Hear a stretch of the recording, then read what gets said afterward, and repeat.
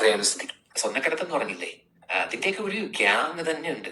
മാസത്തിൽ ആഴ്ചയിൽ 2 ആഴ്ച നമ്മുടെ എയർപോർട്ടിൽ അങ്ങനെ ഒരു സംഭവം നടക്കുന്നുണ്ടെങ്കിൽ ഉറപ്പായിട്ട് നമുക്ക് അവിടെ ഇൻഫോം ചെയ്യാൻ പറ്റും. ഇന്ന വ്യക്തിയെ ഇനി മുതൽ പരിശോധിച്ചിട്ടേ വിടാവുള്ളൂ. അമ്മാതിരി പരിശോധന, ഫുൾ ചെക്കിങ്ങും കാര്യങ്ങളൊക്കെ അതിനുള്ള കയറൊക്കെ നമുക്ക് ചെയ്യാൻ പറ്റും. അതിപ്പം കൊച്ചിയിലാണെങ്കിലും ട്രിവാൻഡ്രത്താണെങ്കിലും അതിനുള്ള അത്യാവശ്യം നമുക്കറിയുന്ന ആൾക്കാരുണ്ട്. നിങ്ങളുടെ അഭിപ്രായം എന്താണ്? അങ്ങനെ ചെയ്യിപ്പിക്കണോ വേണ്ട എന്ന് നിങ്ങളുടെ അഭിപ്രായം എന്താണ്? അതിനുള്ള കാര്യങ്ങളും പിന്നെ ഇത് മാത്രമല്ല, ഇങ്ങനെ ഈ പെണ്ണുങ്ങളുടെ കടത്തും പെണ്ണുങ്ങളുടെ കേസ് കെട്ടും കാര്യങ്ങളൊക്കെ ഉണ്ടെങ്കിൽ നമുക്കത് കറക്റ്റായിട്ട് പോലീസിന് ഇൻഫോം ചെയ്യാൻ പറ്റും. അതിനുള്ള ദിവസം കാര്യങ്ങളൊക്കെ ഉണ്ട്. അതിനു വേണ്ടി എന്തൊക്കെ വന്നാലും നമുക്ക് ചെയ്തേ പറ്റും. ഇങ്ങനെ ഒരു സംഭവം ഇവിടെ നടക്കുന്നുണ്ടെങ്കിൽ ഓക്കെ, നിങ്ങളുടെ അഭിപ്രായം കൂടെ കമന്റ് ബോക്സ് ഇടുക. നിങ്ങൾ പോയി വീഡിയോ കാണുക.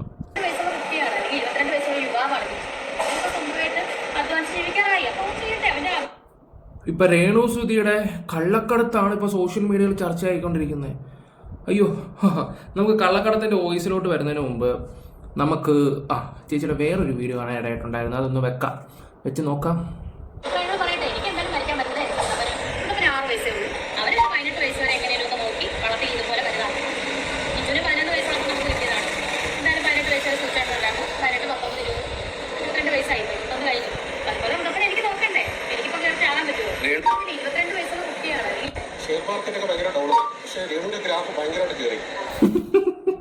ഷെയർ മാർക്കറ്റൊക്കെ ഭയങ്കര ഡൗൺ ആയി രേണുവിന്റെ ഗ്രാഫ്. അതിനെ കുറിച്ചൊന്നും പറയാതിരിക്കുന്നത് നല്ലത്. അത് പിന്നെ കയറിയില്ലെങ്കിലല്ലേ അതിശയമുള്ളൂ. ഒരു സൈഡ് സുധിച്ചേട്ടൻ, ഇപ്പുറത്തെ സൈഡ് സബ്സ്ക്രിപ്ഷൻ, പിന്നെ കയറിയില്ലെങ്കിലുള്ള അതിശയം. ഓക്കെ ചേച്ചി, ബാക്കി പറ.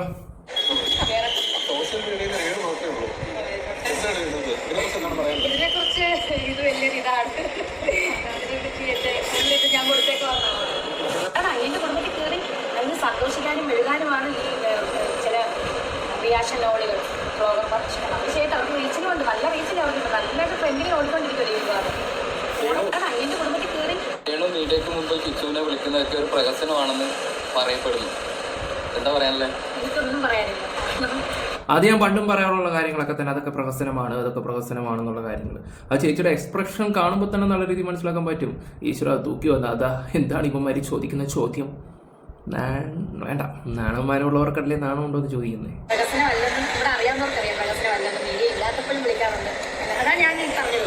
ഞാൻ അതായത് എടുക്കും സംസാരിക്കും. ചുറ്റുമുള്ളവർ നമ്മളെ നോക്കുന്നതോ നമ്മളെ ശ്രദ്ധിക്കുന്നു, നമ്മളെ ശ്രദ്ധിക്കുന്നു. നമ്മൾ പറഞ്ഞില്ലേ, സുധിച്ചേട്ടൻ്റെ മക്കളെ ഞാൻ ഒരിക്കലും തള്ളിക്കളയുന്നില്ല. തിരിച്ചുവാണെങ്കിലും തുടക്കനാണ്ട് കണ്ടു ഇപ്പം വലുതാകുമ്പോഴത്തേന് എന്തെങ്കിലും പറയുന്നത് നമുക്കറിയില്ല. ഉറപ്പായിട്ടും അവനായിട്ട് ഇനി ബാക്കി വെക്കുമെന്ന് തോന്നില്ല. ഇനി നമ്മൾ സംസാരിക്കാൻ പോകുന്നതാണ് കള്ളക്കടത്തിൻ്റെ ഒക്കെ വോയിസ്. എൻ്റെ പൊന്ന മക്കളെ, ഞാനൊന്ന് ചോദിച്ചോട്ടെ, ഇതെങ്ങനെ ശരിയാവും? രേണുസുതി എന്ന് പറയുന്ന ഒരു വ്യക്തി കള്ളക്കടത്ത് നടത്തുമോ? ഇപ്പം തന്നെ ഒരു വോയിസ് പുറത്ത് വന്നിട്ടുണ്ട്. ഈ വോയിസ് എന്താണ് എന്ന് നമുക്ക് കേൾക്കാം. പിന്നെ അതുപോലെ തന്നെ എനിക്കൊരു കാര്യം പറയാനുണ്ട്. ഇത് ആദ്യം ഇങ്ങനൊരു സംഭവം വന്നിട്ടുണ്ടെങ്കിൽ അത് പോലീസിനെ ഏൽപ്പിക്കുക. പിന്നെ കേരളത്തിലെ പോലീസുകാർ, അതായത് കൊച്ചി എയർപോർട്ടിൽ നിൽക്കുന്നവർ അത്ര മണ്ടന്മാരാണെങ്കിൽ അത് തെറ്റി. അവരുടെയൊക്കെ മുന്നിൽ കൂടെ ഈ പറയുന്ന സാധനങ്ങളൊക്കെ കൊണ്ടുപോകാന്ന് പറയുമ്പോൾ എനിക്ക് ഒട്ടും കൂടി യോജിക്കാൻ പറ്റുന്നില്ല. എന്തായാലും നമുക്കൊന്ന് കേട്ട് നോക്കാം. ഞാൻ പറഞ്ഞുതരാം.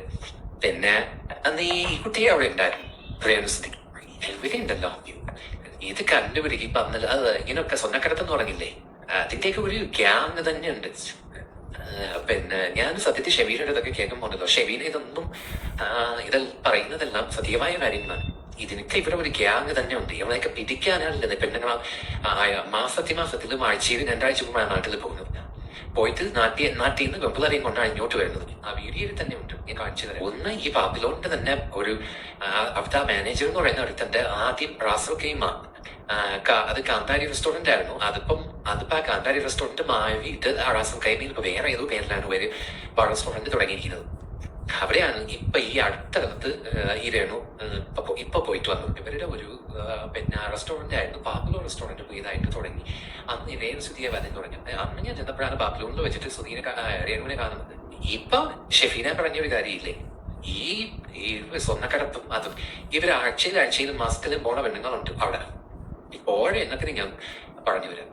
ഇതെല്ലാം രഹസ്യമായിട്ട് അതിനെ നാട്ടിൽ പോകും, നാട്ടിൽ നിന്ന് കൊച്ചു കപ്പിളാരെ കൊണ്ടുവരും. അങ്ങനത്തെ പരിപാടികളാണ് ഇവിടെ നടത്തുന്നത്. നാട്ടിൽ നിന്നൊക്കെ കുറച്ച് പെൺപിള്ളേരൊക്കെ കൊണ്ടുവരും എന്ന് പറയുന്നത് നിസ്സാര കാര്യമല്ല. ഉള്ള കാര്യം ഞാൻ തുറന്നു പറയാമല്ലോ, ഇത് നിസ്സാരമായിട്ടുള്ള ഒരു കാര്യമില്ല. അങ്ങനെ വല്ലതും കൊണ്ടുവരുന്നെങ്കിൽ അത് നിസ്സാര കാര്യമല്ല. പക്ഷെ ഇത് സത്യമാണോ ഇല്ലയോ? ഇതിപ്പം രേണു കൊണ്ട് കേസ് കൊടുത്താൽ എനിക്ക് തോന്നുന്നില്ല രേണു കേസ് കൊടുക്കുമെന്നുള്ളത്. കാരണം പുള്ളിക്കാരി അങ്ങനെയാണെങ്കിൽ പണ്ടേ എന്തെങ്കിലുമൊക്കെ കൊണ്ട് ചെയ്തേനെ. ഇത് വോയിസ് ആരുടെ കിട്ടിയിട്ടുണ്ടോ ആ വ്യക്തി സത്യത്തിൽ ഇത് പോലീസിനെ ഏൽപ്പിക്കുക ചെയ്യേണ്ടത്. കാരണം ഇത്രയും വലിയ ഒരു കാര്യം, ഞാൻ പറയേണ്ട ഒരു കാര്യം എന്താണെന്ന് വെച്ചാൽ, കേരളത്തിലെ പെൺകുട്ടികളെ കടത്തിക്കൊണ്ട് പോകുന്നു, ഇങ്ങനെ ഇമാതിരി പരിപാടി നടക്കുവാണെങ്കിൽ ഇത് ആരുടെ കിട്ടിയിട്ടുണ്ടോ അവരെ ഇത് പോലീസിനെ ഏൽപ്പിക്കുക. ആ വ്യക്തി ആരാണോ മെസ്സേജ് അയച്ചതെന്ന് വെച്ചാൽ ആ വ്യക്തി ഏൽപ്പിക്കുക. അല്ല സോഷ്യൽ മീഡിയ കൊണ്ട് ഇതിങ്ങനെ ചർച്ച ചെയ്യേണ്ടതല്ല. ഇത് ഗൗരവമായിട്ടുള്ളൊരു കാര്യമാണ്. അങ്ങൊരു സംഭവം ഉണ്ടെങ്കിൽ. പിന്നെ രേണുസുതി സ്വർണം കടത്തി എന്നൊക്കെ പറയുമ്പോൾ അത് വേറൊരു കോമഡി. എനിക്കത് ഒട്ടും കൂടി യോജിക്കാൻ പറ്റുന്നില്ല. പ്രത്യേകിച്ച് നമ്മുടെ എയർപോർട്ടിൽ കൂടെ, അതായത് ട്രിവാൻഡ്രം ആയാലും കൊച്ചിയിലാണെങ്കിലും ഭയങ്കര, അത് ഇന്ത്യയിലെ ഏറ്റവും കൂടുതൽ സെക്യൂരിറ്റി ഉള്ള ഒരു സംഭവമാണ്. നമ്മുടെ ഇന്ത്യയിൽ തന്നെ ഏറ്റവും കൂടുതൽ. എന്തുണ്ടെങ്കിലും ഇവിടെ ഒരു പുല്ല് നടക്കത്തില്ല, അത് 100% ഉറപ്പാണ്. നമുക്കറിയാവുന്നവരൊക്കെ ഇവിടെ വർക്ക് ചെയ്യുന്നുണ്ട്. ഇത് ഈ ഒരു കേസ് കേട്ട് എൻ്റെ 2-3 മാസം മുമ്പ് സ്വർണ്ണക്കടത്തിൻ്റെ കാര്യങ്ങളൊക്കെ സംസാരിച്ച ഒരു വ്യക്തി, എൻ്റെ ഒരു ഫ്രണ്ട് ഉണ്ട്. ഞാൻ ഒരുപാട് സംസാരിച്ചപ്പോൾ ഇതൊക്കെ ലോജിക്കില്ലാത്ത കാര്യങ്ങളൊക്കെയാണ്. കാരണം നമ്മുടെ എയർപോർട്ടിൽ കൂടെ അങ്ങനെ കൊണ്ടുപോകാൻ പറ്റൂലെന്ന് പറയാൻ പറ്റൂല. അങ്ങനെയാണ്. കൊച്ചി എയർപോർട്ടാണെങ്കിലും ട്രിവാൻഡ്രം ആണെങ്കിലും ആദ്യം എന്താ പറയുക, ഈ വോയിസ് ഇട്ട വ്യക്തി ആരാന്ന് വെച്ചാൽ ഡീറ്റെയിൽ കളക്ട് ചെയ്യുക. അത് പോലീസിനോട് പറയണം.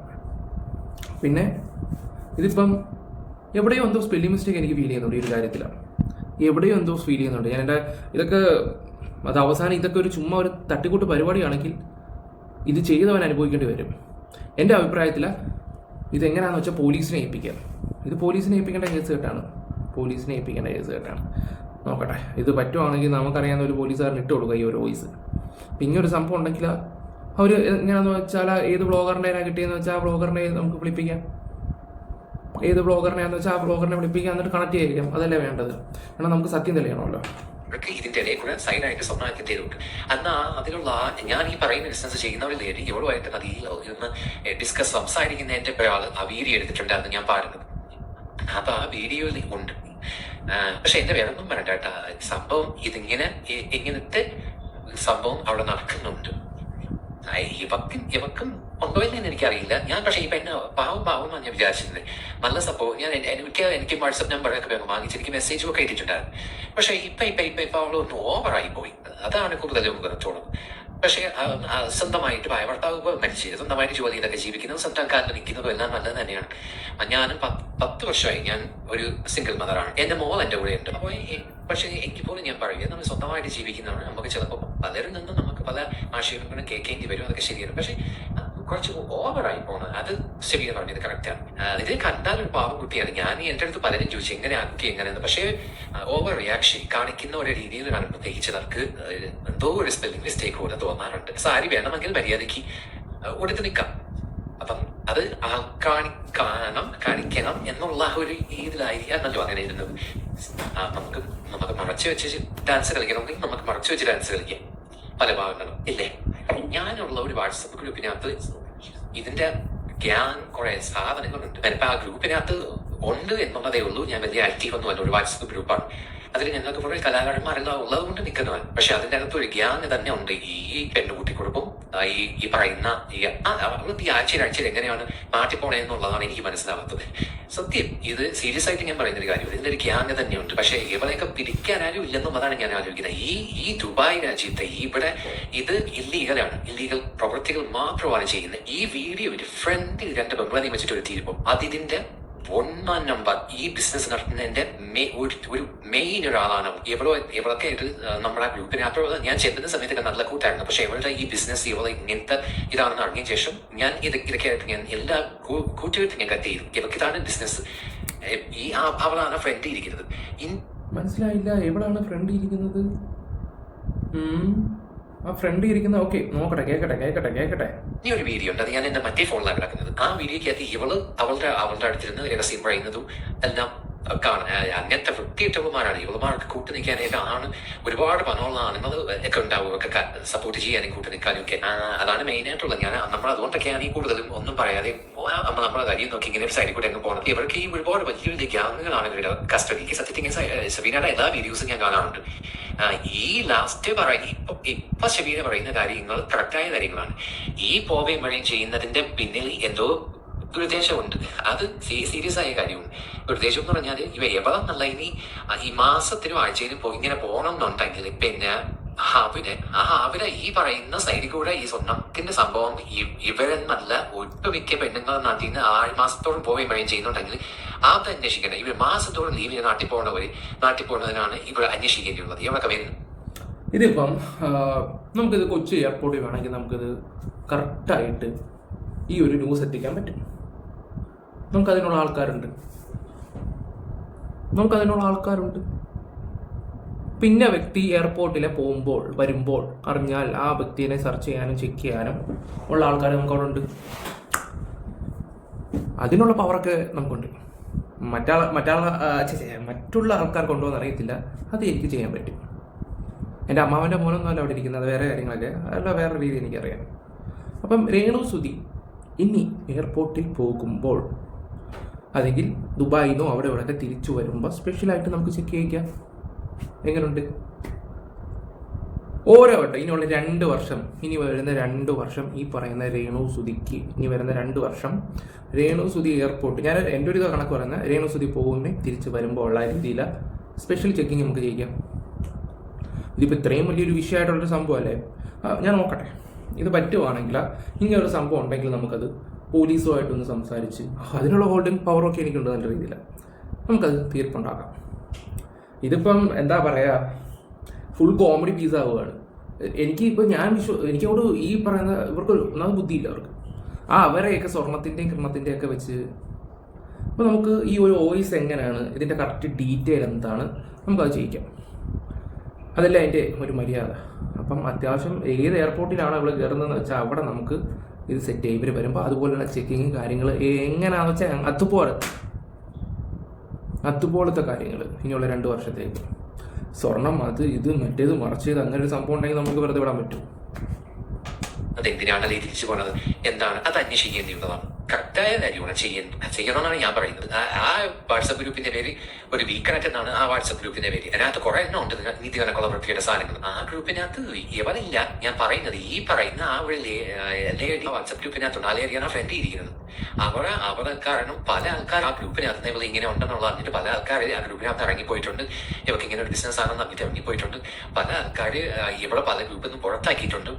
അങ്ങനെയൊക്കെ പലരും ഇത് ചെയ്തിട്ടുണ്ട്. പക്ഷേ ഇവിടെ കയ്യിൽ പണം ഉള്ളതുകൊണ്ട്, ഇവർക്ക് ഒരുപാട് പിരിപാടുള്ളതുകൊണ്ടും പണം ഉള്ളതുകൊണ്ടും ആരും പേടിച്ചിട്ടൊന്നും പറയൂല. ഈ വീഡിയോ ഞാൻ ഇൻസ്റ്റാഗ്രാമിൽ നിന്ന് ഡൗൺലോഡ് ചെയ്തെടുത്തതാണ്. ഈ വീഡിയോ എടുത്തിരിക്കുന്നത് ആ പാപ്പുലർ റെസ്റ്റോറന്റിലെ മാനേജറാണ് ഈ വീഡിയോ എടുത്തിരിക്കുന്നത്. പാപ്പുലർ റെസ്റ്റോറന്റിലെ മാനേജറാണ് എടുത്തിരിക്കുന്നത്. അങ്ങനെ ഇൻസ്റ്റാഗ്രാമിൽ ഇത് കിടക്കുന്ന കണ്ടിട്ട് ഞാനിത് ഡൗൺലോഡ് ചെയ്തെടുത്തതാണ് ഈ വീഡിയോ. ഇനി ഒരു വീഡിയോ കൂടെ ഉണ്ട്, അത് വേറെ ഫോണിലാണ് കിടക്കുന്നത്. പിന്നെ അത് ആ വീഡിയോക്കകത്ത് കറക്റ്റ് ഇവൾ അവിടെ ഇരുന്നിട്ട് കള്ളു കുടിക്കുന്നതും പിന്നെ ഇവളവിടെ ഇരിക്കുന്നുണ്ട്. ഞാനൊരു കാര്യം ചോദിക്കട്ടെ, ഈ പാപ്പുലർ റെസ്റ്റോറന്റ് ഉദ്ഘാടനം ചെയ്യാനൊന്നും അല്ല ഇവൾ അന്ന് പോയത്. അവിടെ വരുന്ന ആൾക്കാരെ പിന്നെ സോപ്പിടാനും അവിടെ ആൾക്കാരെ പിന്നെ ഡീൽ ചെയ്യാനും അപ്പൊ ഇവള് ഇത്തിരി പോപ്പുലർ ആയിട്ട് നിൽക്കുന്നത് കൊണ്ട് ഇവളെ കാണാനും അതിന് വേണ്ടിയിട്ട് വരുന്നത്. ഇത്രയും ആൾക്കാരുടെ അടുത്ത് പോയി സംസാരിക്കുന്നു, അവർക്ക് നമ്പർ കൊടുക്കുന്നത് ഒക്കെ ഞാൻ അവിടെ കണ്ടുകൊണ്ടിരിക്കുക. എൻ്റെ അടുത്ത് ഒരുപാട് പേര് ചോദിച്ചു, പിന്നെ ഇവളെങ്ങനെ പാവമാണ് തോന്നുന്നല്ലേ, പാവം ഞാൻ പറഞ്ഞു. ഞാൻ ഇന്നൊരു ദിവസമല്ലേ കണ്ടോളൂ, പക്ഷെ കണ്ടിട്ട് സംസാരമൊക്കെ കേട്ടിട്ട് പാവം പോലെയാ തോന്നുന്നത്.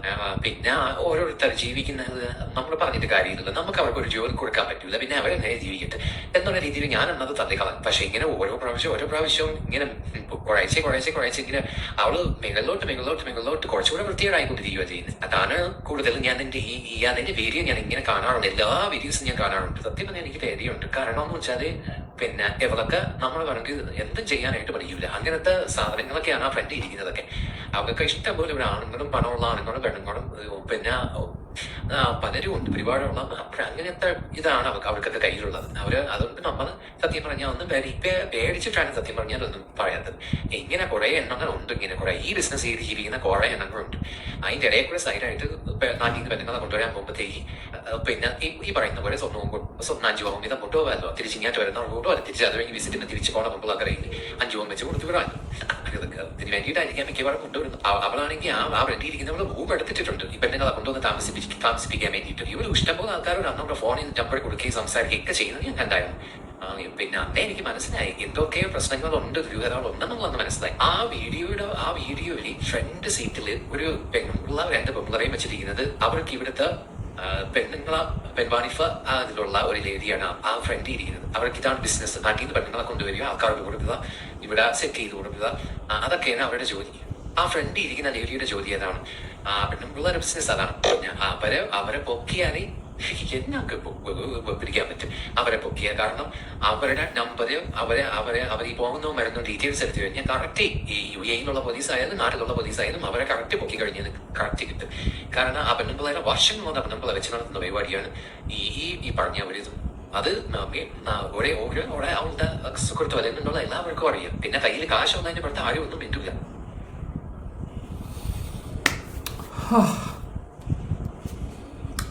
എന്താ ഈ കൊച്ചു കേരളത്തിൽ നടക്കുന്നത്?